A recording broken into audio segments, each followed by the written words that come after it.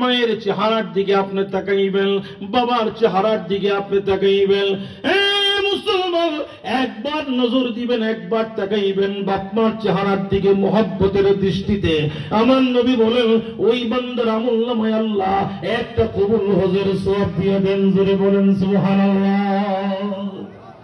আমার মেয়েরা, আমার পর্দানিশীল মেয়েরা, সাহাবায়ে কেরাম বললেন নবীজি আমি দুইবার যদি নজর দিই, দুইবার যদি তাকাই, আমার বাবার চেহারার দিকে আপনি তাকাইয়া থাকবেন। পড়তে জানেন না, শুদ্ধ করে পড়তে জানেন না, এই আমার মেয়েরা, এই আমার পর্দানিশীল মেয়েরা, আল্লাহর কালাম কোরআন শরীফের দিকে আপনি তাকাইয়া থাকবেন। এই মুসলমান, যতক্ষণ পর্যন্ত কোরআনের দিকে তাকাইয়া থাকবেন ততক্ষণ পর্যন্ত আমলনামায় নেক এবং সওয়াব লেখা হইতে। তিনটা বস্তু, মনোযোগ আসেনি আপনাদের ভাইরা আমার, তিনটা বস্তু এমন যেই তিন বস্তুর দিকে তাকায় বন্ধ করব না। জোরে বলেন সুবহানাল্লাহ।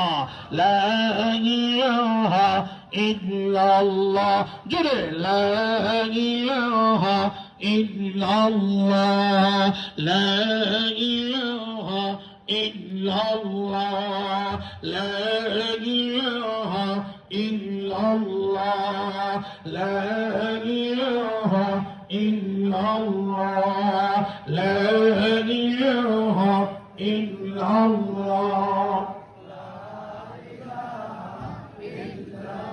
মোহাম্মতে লা ইলাহা ইল্লাল্লাহ, লা ইলাহা ইল্লাল্লাহ, লা ইলাহা ইল্লাল্লাহ, লা। আমরা যথাভাবে মূল্যায়ন করতে পারি সে প্রচেষ্টা ইনশাআল্লাহ আমরা সর্বদাই করে যাব। তো এই বছর আমাদের অত্র মাদ্রাসা থেকে 2 জন ছাত্র